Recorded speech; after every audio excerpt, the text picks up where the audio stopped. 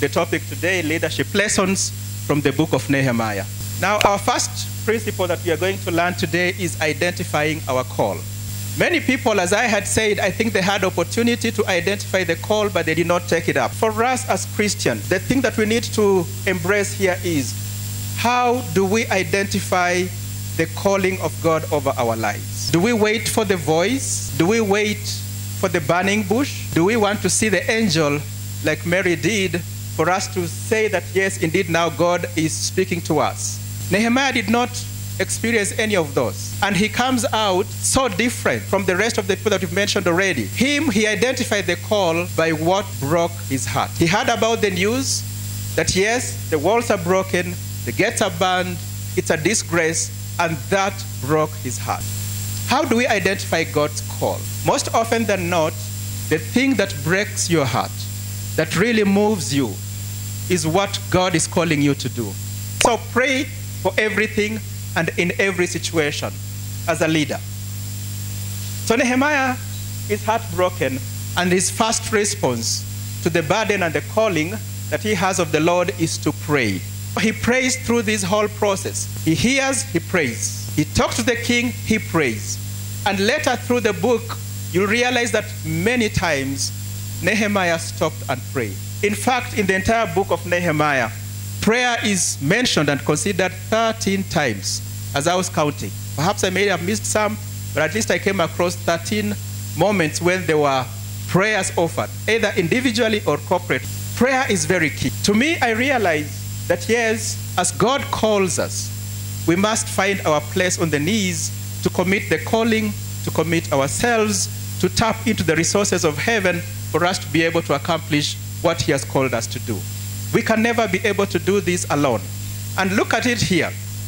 This young man serving the king and hearing the news, and he is moved now to want to go back to Jerusalem, perhaps a place he hasn't been before. He's heard about it, maybe from his people, his parents and everything, but he had never been there. And what is he going to do? To rebuild the wall. So as a godly, transformative leader, you need to look and rely on God for strength and direction. And prayer is one way for you as a godly leader to allow God to strengthen and to guide your steps. Number 3, it's about vision. As a leader, you need to envision and share the vision effectively. There's one thing about catching the vision. There's the other aspect about sharing that vision that is very important. What is the vision that Nehemiah caught? It wasn't just what he saw. Nehemiah was able to quantify that as a problem. There's a big problem here. Yes, we have the temple we are worshiping, but we have no wall around us. There's no protection around us as the people of God. And it is burned. I can imagine the sight of it all. It looks like ruins, you know. It's been attacked, destroyed, burned, and all that. And yet we have a temple we are worshiping God. No, we cannot just let that go. He was able to see and to quantify that problem. And so by the time he is speaking to these people, he knows we are in ruins. It has been broken down. It has been destroyed. And therefore, we need to do something about it. Number 4, as a leader, you must be able to leverage power. What do I mean by this? Now, Nehemiah was the cupbearer. Where was he serving? In the palace. His job was cupbearer. I want to ask us, what job are you doing? Or what position do you have that God will use as a leverage to his work and to his kingdom? It doesn't have to be a big office. He wasn't the vice of the kingdom then. He was not in a big office. But by his position as the cupbearer, we see what happened. So he hears the information and he is able to pray about it and does what? Approaches the king. And as he does that, he's praying about it and saying, God, help me. Give me the exact words that I need to speak to this king about, because we have to do something about the city. He used that position So I just want to challenge us because of time. What is it that God has given you? Like God spoke of Moses. What is it that is in your hand that God will use as a rod to accomplish his work and his purposes? And number 5 is about the power of teamwork and the need for us to learn how to delegate and motivate. Teamwork is very key. The work that was before Nehemiah was monumental. There is no way a single person or Nehemiah himself could accomplish the vision alone. That was great work. As I said, if the temple took 20 years, I'm sure with human understanding, ingenuity, and effort and everything, this will have taken maybe a century or something to complete, perhaps. But Nehemiah did not do this work alone. He mobilized. Chapter 3 is very, very important in terms of the power of teamwork and mobilization. Now here, chapter 3, it lists the people, actually the entire chapter. If you read through the entire chapter 3, you'll see next to him and next to him and next to him, the entire chapter. So beyond the people that Nehemiah mobilized, he rallied the masses by families, and people took their positions next to the other. And the next, that's number 6, is to lead by example. Now, Nehemiah had the opportunity to sit and say, yes, I have come. And in fact, I just skipped this. Nehemiah, when he arrived, he was given the position of governor. I wish I had time just to lay the foundation where these governor positions came about. So in Babylon around that time, regions were divided and there were leaders placed over them as governors, and they will report to the king back. So Nehemiah, when he came, he was given that role as governor, already promoted. So he was governor over this. But as governor, Nehemiah did not just sit and say, I am governor, the king has sent me, it's me who had the vision, so wewe fanya hiyo. And you, please take up that role. Hey, you are working slowly. We need to move fast and all that. No.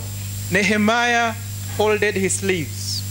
Sometimes we let people do the dirty job, ile mbaya kabisa, or the one that is too heavy, and we know even ourselves we can't do it. But our learning today, the example we need to get from Nehemiah is that we need to show the example of doing that job with the people, and where possible, going ahead of them to lead them. Number 7 is about perseverance. There was opposition. If you are working for something worthwhile and something for God, for sure there will be opposition. Because we know the devil, the enemy, is against anything that is godly. But beyond just the devil that we know that people will oppose. I mean, just because you've been called to be the CU chair, someone will say, "Ay, kwani hata hawakuona?" Or, you know, you are the Bible study leader, but this guy and me hata wanaona wasomi Biblia vile. So how will he be a Bible study leader? And all those things, you know, people will oppose. People will do what? Will ridicule. Next is about servant leadership. Servant leadership, it's very important here. Now, Nehemiah, as I said, he was appointed as governor when he arrived. He was entitled actually to the taxes, the collection from the region. The area that he was leading was supposed to give into his bounty, and he will share that back, of course, to Babylon.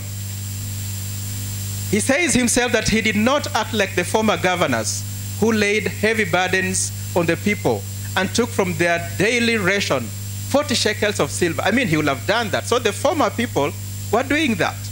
And it was just normal because they were the former governors, yes. But he forfeited all these opportunities to do what? To serve with the people. In fact, the meal that he was served, he said he welcomed people to come and eat at his table. He recognized that, yes, they were working hard and smart. Guys were sweating out there in the course of the day, and they need to eat. So in the evening, he'll not just say, okay, mmemaliza job, tuonane kesho. He welcomed people to come and dine at his table. What a heart of servant leadership.